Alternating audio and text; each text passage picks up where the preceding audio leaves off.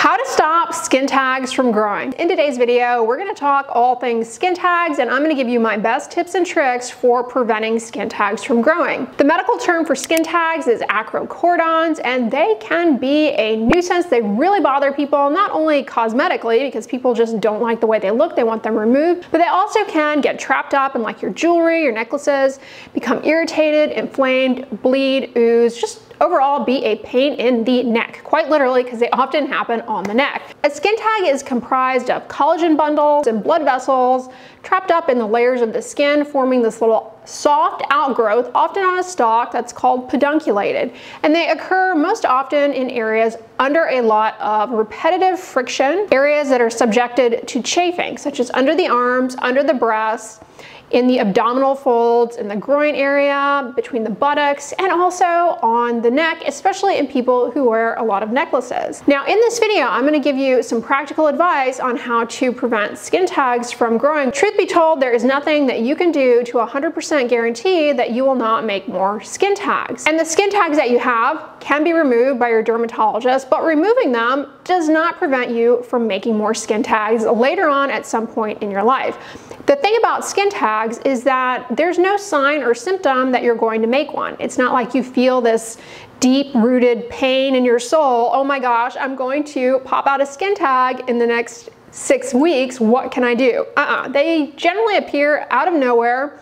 Sometimes you don't even notice them at first because they typically do not have any symptoms associated with them unless they become trapped, irritated, inflamed. The thing you need to know about skin tags is that, well, we don't know entirely why it is that people make these in the first place, but there are a lot of strong associations with a tendency to making skin tags that point us to potential underlying causes. And the first and most common strongly associated factor is having obesity. People who have obesity, maybe as it relates to friction, are more likely to make skin tags. Also, people who have type 2 diabetes, insulin resistance, and cardiovascular disease. Now, people who have obesity often have type 2 diabetes, insulin resistance, and cardiovascular disease, so there can be some overlap there.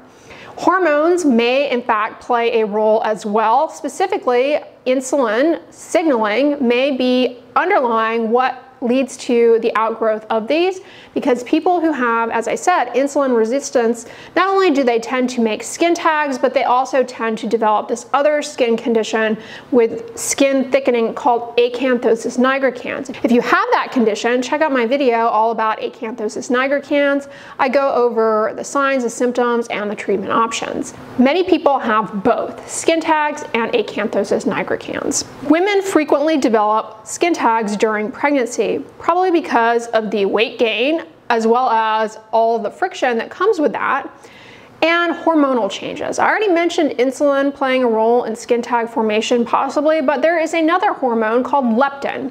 And leptin is increased not only in pregnancy, but also in people who have obesity. And leptin plays a role in the growth of epithelial cells, and so that is also thought to play a role and potentially explain why women are more likely to develop skin tags during pregnancy. The other thing that we can always point a finger at and blame is your genetics. When it comes to skin tags, there is likely an underlying genetic component.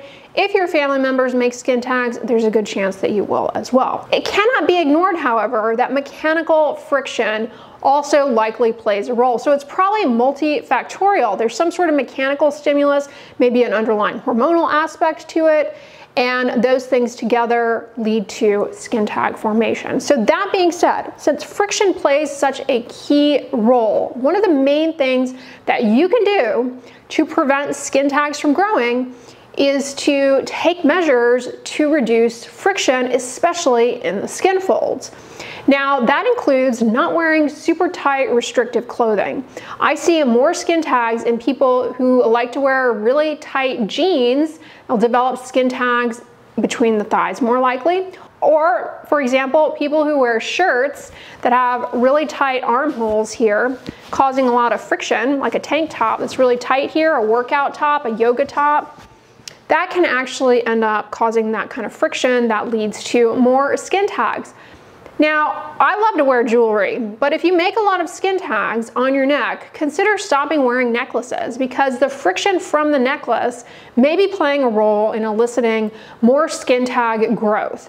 Furthermore, if you have skin tags, necklaces pose a threat to the ones that you have in that they can become irritated, inflamed, and just overall a lot more uncomfortable. If you have obesity, weight management definitely can help prevent these from growing because either a combination of the hormonal effects or perhaps just an overall reduction in friction. That being said, many people, when they lose a lot of weight, they have a lot of loose skin, so that frictional aspect doesn't necessarily go away. But that being said, you can still benefit in terms of not only skin tags, but your overall metabolic health.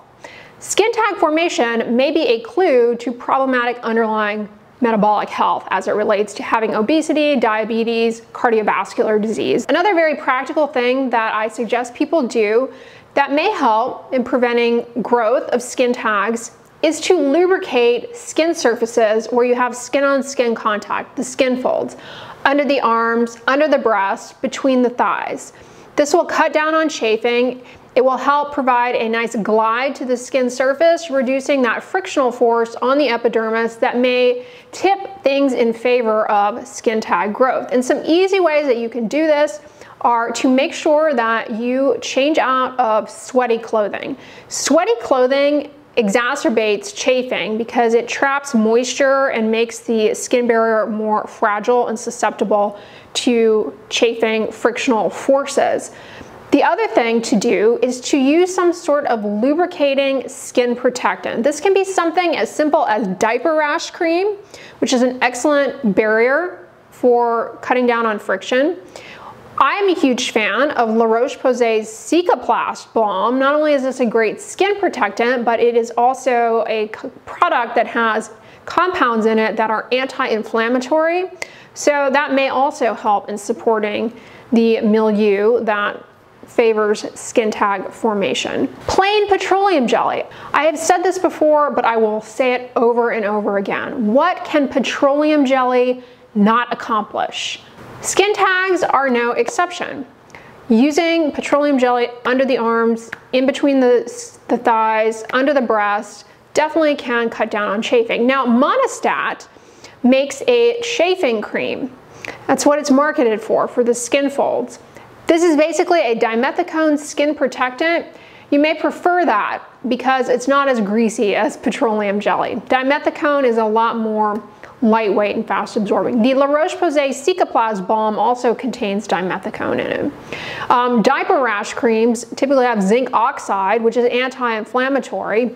They can be a little greasy, so choose what you like. Any of these options may help. If you have skin tags, how to get rid of them? See a dermatologist. They can remove them. Yes, they do charge for them because they don't medically need to be removed. This becomes a cosmetic concern. So a dermatologist, to remove them, it's going to take time out of the office visit. They need to be reimbursed for that so that they can continue to run a practice because of overhead costs. Furthermore, skin tags often need to be sent to the pathologist to make sure they are in fact a skin tag and not a type of cancer. I caution against trying to remove your own skin tags for a number of reasons. First, you put yourself at risk for bleeding, infection, scarring. As I mentioned, skin tags contain little blood vessels. You cut one of those and they bleed, they ooze and ooze and ooze. Then, you're left, how do I stop this bleeding? You end up having to go to like urgent care or something so they can cauterize it.